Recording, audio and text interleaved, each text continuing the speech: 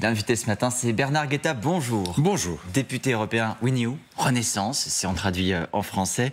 On va d'abord parler de la situation au Proche-Orient, bien sûr, avec cette information de la nuit, une nouvelle incursion au sol dans la bande de Gaza de la part de l'armée israélienne, avec des chars notamment, mais aussi des frappes aériennes. On voit ici ces images fournies par l'armée israélienne. Une question sur ce que nous devons faire de notre point de vue en Européen. Qu'est-ce que l'Europe a à dire? L'Europe doit-elle tenter de retenir la main d'Israël face à cette opération? Est-ce notre rôle? Oui, c'est notre rôle et c'est ce que l'Union européenne a fait hier, puisqu'il y avait hier à Bruxelles une réunion du Conseil européen des 27 chefs d'État et de gouvernement qui ont premièrement, évidemment, condamné la tuerie du Hamas le 7 octobre. Deuxièmement, appelé l'Union européenne, l'Union européenne a proportionné, le mot n'est pas employé, mais c'est exactement l'idée, a proportionné sa réaction, et troisièmement, a appelé à des pauses. Ça a été tout l'enjeu du débat, parce que certains des pays européens, notamment l'Espagne, souhaitaient qu'on appelle à un cessez-le-feu. D'autres disaient mais non, parce que Israël a le droit de se battre, a le droit de poursuivre les dirigeants du Hamas à Gaza. Et finalement, on est arrivé à cette idée qu'il fallait des pauses pour permettre l'acheminement d'aide humanitaire, éventuellement la sortie de personnes, notamment les binationaux de la bande de Gaza, et évidemment, la recherche de négociations sur les otages. Et vous dites l'essentiel, Bernard Guetta. Il y a des positions différentes en Europe.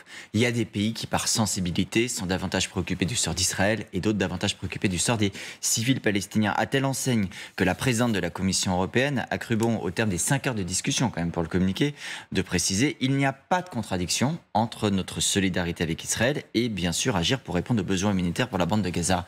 Il n'y a pas, en réalité, un risque de fracture pour les 27 sur cette question? Absolument pas. Mais écoutez, absolument pas.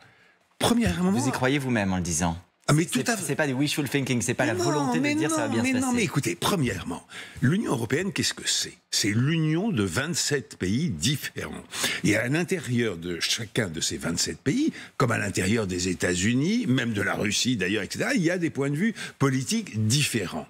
Maintenant, regardez ce à quoi on arrive. 1, condamnation absolue, unanime de la tuerie du Hamas. 2, attention Israël, vous ne pouvez pas bombarder en permanence la bande de Gaza parce qu'il y a des civils, parce qu'il faut se soucier d'un acheminement d'aide humanitaire et tout simplement penser aux hommes qui sont sur cette bande. Troisièmement, il faut relancer le processus de paix pour aller tenter d'aller... Laissez-moi finir. Oui. Tenter d'aller vers une solution à 2 États. J'entends, et tout le monde peut partager cet objectif de dire il faut un processus politique, il faut une solution à 2 États. Est-ce qu'il n'y a pas une part de naïveté, le président français d'ailleurs lui-même a poussé cette idée cette semaine, à se dire que le processus politique puisse reprendre aujourd'hui, que la solution à 2 États puisse être à l'ordre du jour aujourd'hui? Est-ce qu'il n'y a pas une part de résignation absurde à se dire, bon bah oui, oh, c'est une fatalité, ça va durer 100 ans, voire 5 siècles. Non, il faut réagir, il faut rappeler les évidences. Et les évidences, c'est que cette guerre et ces atrocités ne pourront se terminer qu'avec des négociations de paix et la coexistence de 2 États. Ça n'est pas facile, évidemment que ça n'est pas facile. Autrement, ça n'aurait pas duré depuis si longtemps. Mais si on ne fait rien, ça sera encore plus difficile. Si on ne fait rien, surtout, on craint, et le chef de l'État français l'a dit, la ministre des Affaires étrangères française l'a redit ce matin, on craint l'embrasement de la région. Tout à fait. Est-ce que c'est une crainte que vous partagez? Comment vous évaluez d'ailleurs, avec le niveau d'information dont vous disposez, ce risque d'embrasement aujourd'hui? Vous savez, il y a 2 choses qui sont contradictoires. D'une part, l'Iran, qui est un acteur véritablement décisif dans cette partie, puisqu'il soutient le Hamas directement, qu'il finance et soutient le Hezbollah, au sud du Liban, c'est-à-dire à la frontière nord d'Israël. Le Hezbollah, donc, qui pourrait ouvrir un 2e front. Donc, l'Iran, qui est fondamental là-dedans, n'a aucun intérêt aujourd'hui à un embrasement régional. Et il se rapproche en ce moment, depuis plusieurs mois déjà, de l'Arabie Saoudite. En un mot, sans vouloir entrer dans tous les détails, ça va pas si mal pour eux, à part sur le front intérieur. Parce que ce régime est considérablement contesté sur le front intérieur et une situation économique qui est absolument épouvantable. Vous pensez qu'on est trop catastrophiste en pensant que l'embrasement régional est possible? Non, c'est pas ça que je vous dis. Je vous dis, d'une part, l'Iran n'a pas intérêt à jeter de l'huile sur le feu, mais d'un autre côté, si cette situation perdure, que les manifestations se multiplient dans les pays arabes, alors à ce moment-là, oui, il y aura un danger d'embrasement, parce que les gouvernements arabes et le gouvernement iranien, qui n'est pas arabe, évidemment pas, mais perse, et à ce moment-là, tous ces gouvernements seront plus ou moins obligés d'intervenir. Et c'est là qu'est le danger d'embrasement. L'embrasement ne peut pas venir de notre côté quand on voit, et c'est certainement justifié, mais quand on voit que les Américains ont également bombardé des bases des gardiens de la révolution iraniens en Syrie, quand on voit que les Israéliens interviennent aussi en Cisjordanie. Attendez, pourquoi le font-ils, les Américains? Parce que les Iraniens envoient des messages très subtils aux Américains, qui sont des messages militaires, en bombardant, en intervenant sur des bases américaines dans la région, ou des implantations militaires dans la région. Et là, les Américains viennent de dire aux Iraniens, écoutez, on est parfaitement conscient d'où viennent les coups, c'est-à-dire de Téhéran. C'est une manière de garder l'équilibre. Mais vous voyez à quel point, effectivement, sans que personne ne le veuille, on peut à chaque instant déraper. Est-ce que vous pensez que la voix de l'Europe, j'entends ce que vous dites tout à l'heure, il faut agir, on ne peut pas rester les bras ballants et se résigner. Est-ce que la voix de l'Europe peut réellement être entendue dans la région? Est-ce que l'Europe est suffisamment puissante pour qu'Israël, pour que le Hamas, pour que l'Iran se disent « Ah, l'Europe nous envoie un message, écoutons-la ». Est-ce que vous pensez est-ce qu'on peut penser, par exemple, que les États-Unis sont suffisamment puissants pour résoudre d'un coup? Non. Que nous? Non, je pense pas beaucoup. Pas beaucoup, parce qu'aujourd'hui, la caractéristique dramatique de la situation internationale, c'est qu'il n'y a plus de maître du jeu. Durant la guerre froide, il y avait 2 maîtres du jeu, évidemment, qui négociaient directement. C'était les États-Unis et l'Union soviétique. Depuis que la guerre froide est terminée, premièrement, beaucoup de conflits gelés par la guerre froide se sont réveillés. Par exemple, le Nagorno-Karabakh, vous savez, l'Arménie-Azerbaïdjan, c'est un très très bon exemple de cela. Mais il y en a bien d'autres, il y en a des dizaines d'autres à travers le monde. Et surtout, les puissances fortes et qui veulent aujourd'hui peser sur la scène internationale se sont multipliées. Pendant la guerre froide, la Chine, ça ne pesait pas économiquement. Ça existait naturellement, c'était un très grand pays avec tout ce qu'on veut, mais économiquement, ça ne pesait pas. L'Inde, ça ne pesait pas économiquement. On peut multiplier les exemples. Le Nigeria n'avait pas cette exploitation de pétrole qui en fait virtuellement un pays, non seulement une puissance démographique incroyable en Afrique, mais aussi une puissance économique. Un jour, proche peut-être. Alors, vous voyez, on a une scène internationale totalement éclatée sur laquelle ni les États-Unis, ni l'Union européenne, ni la Russie, ni la Chine, mais la Chine beaucoup plus qu'il y a 20 ans, et nous un peu moins qu'il y a 20 ans. Dans les questions qui se posent à l'Europe et aux Européens, il y a aussi la question de l'aide fournie à la bande de Gaza, oui, à destination de la population civile. Pardonnez-moi de vous corriger, c'est pas seulement à la bande de Gaza, c'est à tous les Palestiniens, oui, par le biais de l'autorité palestinienne qui est en Cisjordanie. La crainte, c'est une captation de cette aide par le Hamas, oui, pour le coup dans la bande de Gaza. On a entendu beaucoup de voix ces derniers jours s'exprimer de manière critique sur la manière dont l'Union européenne délivre son aide, dont elle la contrôle. Est-ce que de votre point de vue aujourd'hui, ce que nous faisons est suffisant, convient, ou est-ce qu'il faut renforcer les contrôles, voire suspendre cette aide par crainte que cela tombe dans les mains du Hamas? Alors écoutez, qu'est-ce qui se passe si on suspend l'aide? Eh bien, tout simplement, on décuple l'anarchie qui existe non seulement à Gaza, où il y a l'anarchie et la guerre, mais on décuple l'anarchie en Cisjordanie aussi, l'autre partie du territoire palestinien occupée elle, par Israël. Est-ce que c'est ça qu'on souhaite? Est-ce que c'est ça qui serait bénéfique à ne parlons même pas du sort des hommes, des femmes et des enfants, encore que ça se pose tout de même. Mais est-ce que ça serait bénéfique à la stabilité régionale, donc à la stabilité du monde? Réponse non. Deuxièmement, on entend depuis des années cette rengaine. L'argent, les subventions, l'aide apportée par l'Union européenne à l'autorité palestinienne est détournée par le Hamas. Écoutez, depuis qu'on l'entend, est-ce qu'il y a eu une preuve donnée de cela? Il n'y en a jamais eu. Alors effectivement, il se peut qu'un jour il y ait des vols, des détournements. Ça arrive partout dans toutes les circonstances. Mais rappelons-nous quand même que l'autorité palestinienne, c'est le Fatah, l'autre grande partie beaucoup plus puissant que le Hamas, le parti laïque, disons, chez les Palestiniens, et que le Fatah n'a certainement aucun intérêt à donner 50 centimes d'euros au Fatah. Certainement aucun. Au Hamas, excusez-moi, j'ai fait un lapsus. Il y a quand même un sujet qui va se poser à vous, y compris dans la campagne européenne. On voit que l'extrême droite s'empare de cette thématique reconquête, le Rassemblement national. Je voyais Philippe de Villiers, ses derniers propos, qui dit la Commission européenne finance les associations des frères musulmans, l'Université islamique de Gaza, le Conseil de l'Europe, lui, qui n'est pas l'Union européenne, les campagnes publicitaires fréristes, notamment sur le voile, qui serait une liberté. Il le publie, c'est retweeté, reposté par le Rassemblement national, Louis Alliot, etc. Comment est-ce qu'on répond à ça? Ça va rencontrer un écho dans cette campagne. Écoutez, on répond à ça premièrement que les campagnes publicitaires avec des femmes voilées appelant à la tolérance pour le voile, ce n'est pas l'Union européenne. C'est le Conseil de l'Europe, qui est une organisation qui n'a rien à voir avec l'Union européenne, qui réunit quasiment tous les États du continent, qui a été créé à la fin de la guerre. Alors je sais bien que les mots induisent à la confusion, mais les gens qui entretiennent cette confusion le font tout à fait volontairement. C'est quand... Ben oui, mais écoutez, vous savez, l'Europe, c'est un continent. Et sur ce continent, il y a une Union européenne, il y a un Conseil européen, c'est pas la même chose du tout, c'est une autre organisation, et il y a encore bien d'autres organisations politiques. Alors, si on parle de l'Union européenne, non, l'Union européenne ne finance pas les frères musulmans, non, l'Union européenne ne finance pas des campagnes d'appel à la tolérance pour le port du voile. Voilà pour votre réponse. Je voudrais qu'on évoque la question des otages. Le nombre côté français est encore incertain. On sait qu'on a 9 disparus, dont certains d'entre eux sont otages, sans être tout à fait sûr du nombre. 224 otages au total, c'est en tout cas ce qu'ont dit les autorités israéliennes.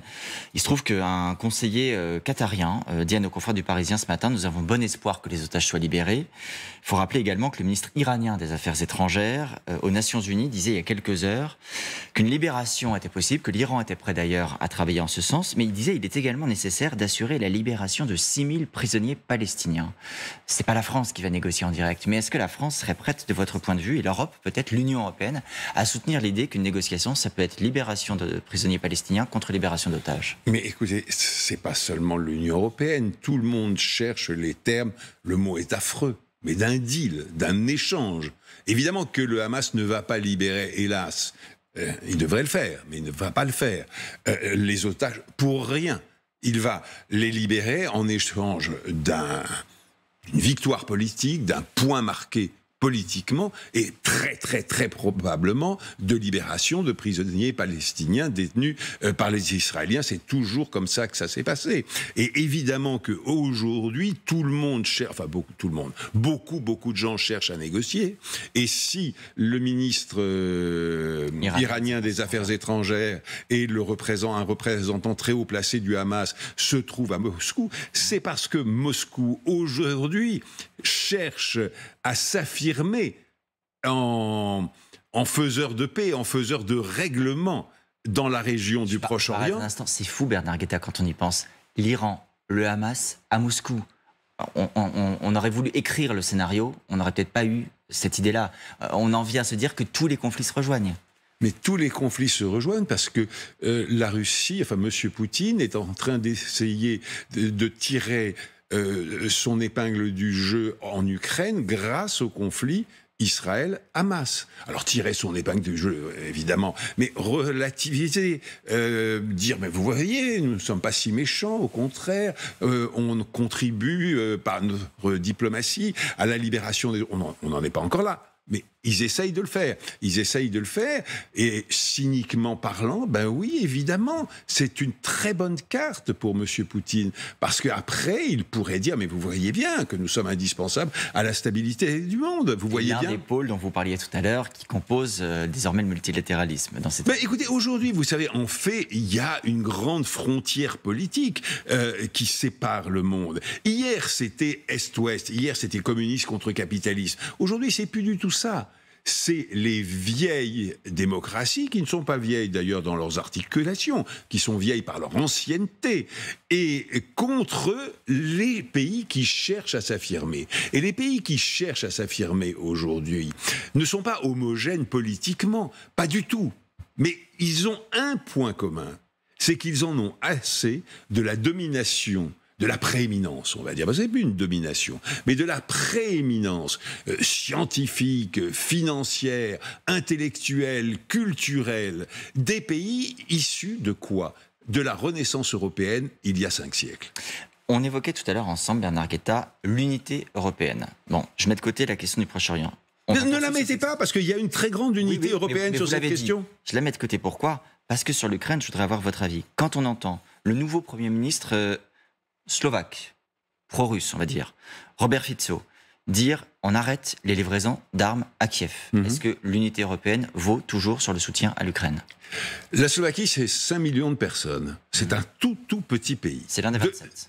C'est l'un des 27, absolument, incontestablement. Et il faut l'unanimité pour les décisions de politique étrangère. Simplement, vraiment, c'est un pays qui ne compte pas beaucoup. Deuxièmement, c'est maintenant une coalition dans laquelle il y a aussi un parti totalement pro-européen, mais vous savez, dans mon genre, totalement convaincu, vraiment convaincu de la nécessité de l'unité des Européens. Si M. Fico, le nouveau Premier ministre slovaque, continue trop loin dans cette direction, sa coalition va éclater, tout simplement. Deuxièmement, les Polonais viennent de voter en faveur d'une coalition vraiment à 20 sièges d'avance, 20 sièges, ou 19 exactement, 19 sièges d'avance en faveur d'une coalition totalement pro-européenne, totalement acquise évidemment au soutien à l'Ukraine, et donc les rapports de force à l'intérieur de l'Union viennent de totalement évoluer. Monsieur Orban, le Hongrois,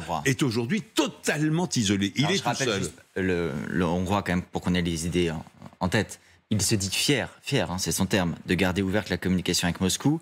Il y a quelques jours, il avait ces termes. Il dit « La construction européenne, c'est une mauvaise parodie de la répression soviétique. Oui. On a un avenir en commun, on a quelque chose en commun avec lui ?» Avec Monsieur Orban, pas forcément, mais d'ailleurs le chef de la diplomatie européenne vient de dire en une phrase, à propos de M. Orban et de la Hongrie, personne n'oblige la Hongrie à rester dans l'Union européenne. Si M. Orban est vraiment mécontent de l'Union européenne, vous savez, l'Union européenne, ça n'est pas une prison. Il peut en sortir quand il veut. Mais l'Union européenne souhaite comment est-ce qu'on pourrait appeler ça, un Hongrexit, comme le Brexit ? Mais l'Union européenne, c'est 27 pays. Donc, chacun de ces pays aura des points de vue nuancés. Pas forcément très différents d'ailleurs, mais enfin, on va dire nuancés. Mais M. Orban lui-même, en vérité, fait un cinéma. C'est tout. Parce que quand il arrive à Bruxelles, il vote toutes les sanctions contre la Russie. Et puis à Budapest, il dit « Ah, c'est abominable, etc. etc. » Mais qu'est-ce qu'il fait ? Il fait ce que tant de dirigeants avaient l'habitude de faire. Parce que, Dieu merci, c'est beaucoup moins le cas. C'est-à-dire de dire, oh là là, vraiment, à Bruxelles, ils sont épouvantables. Heureusement que je suis là pour défendre le bon sens, les intérêts de mon pays, etc. etc. Peut-être que certains Français ont même fait également la même chose. Bien sûr que oui. Mais certains Français, les Allemands pas tellement, mais certains Italiens, certains Espagnols, certains Scandinaves, certains tout le monde. Parce que le jeu stupide, perdant, évidemment, pour les dirigeants, était de dire moi j'aurais bien voulu que, mais cet abominable Bruxelles, vous savez, qu'est-ce que c'est Bruxelles ? Bruxelles, c'est la réunion, en l'occurrence, des 27 chefs d'État et de gouvernement. Et donc, y compris des gouvernants qui votaient et se plaignaient du vote ensuite. Non, c'est un petit jeu qui s'épuise aujourd'hui parce que tout le monde prend conscience. Dirigeants et dirigés, opinion publique et Premier ministre. Tout le monde prend conscience du fait qu'au moment où les États-Unis regardent de plus en plus vers l'Asie et de moins en moins vers l'Europe, où M. Poutine exerce une formidable pression militaire aux frontières, parce que l'Ukraine, c'est les frontières de l'Union européenne, donc exerce une pression militaire à nos frontières, et au moment où les chaos de l'Afrique et du Proche-Orient ne se calment pas, c'est le moins qu'on puisse dire, nous avons plus que jamais besoin, ça devient vital, de l'unité de nos pays. Sur la question de l'Union européenne, j'aurais votre avis sur le calendrier. Volodymyr Zelensky a réitéré son souhait hier soir, dans une vidéoconférence, de voir les négociations sur l'adhésion de l'Ukraine à l'Union européenne commencer lors du prochain sommet européen à la mi-décembre. Oui. Est-ce qu'il y a quelque chose de réaliste là-dedans? Il faut comprendre que l'Union européenne, qui va s'élargir, en effet, non seulement à l'Ukraine, mais à d'autres pays, cette Union européenne élargie ne ressemblera plus en rien à l'Union européenne d'aujourd'hui. Ça sera une Union européenne diversifiée, dans laquelle, sous le même vocable d'Union européenne, il y aura plusieurs degrés d'intégration. Vous savez qu'on avait commencé avec un simple marché commun. Puis ensuite, on est passé à la monnaie commune. Maintenant, on amorce une défense commune, une politique étrangère commune. Mais tous les pays ne le souhaitent pas et tous les pays ne sont pas en état de participer à de tels degrés d'intégration. Et donc, nous aurons dans la future Union européenne, un marché commun, nous aurons une union assez comparable à celle d'aujourd'hui, et puis une union beaucoup plus intégrée entre un nombre restreint de pays. Donc il ne faut pas se poser la question, vous savez, des intégrations futures et de l'élargissement comme si c'était la même Union européenne qui allait grossir. Merci beaucoup Bernard Guetta, député européen, défenseur de la nation européenne.